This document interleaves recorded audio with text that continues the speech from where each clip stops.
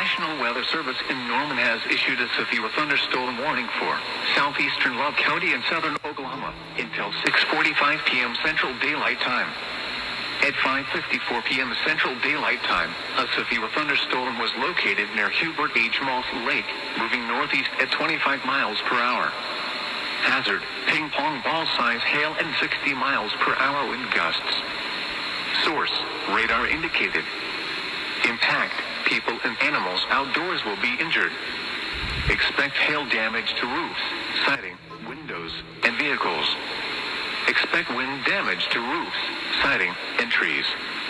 Locations impacted include Thackerville. For your protection, move to an interior room on the lowest floor of a building.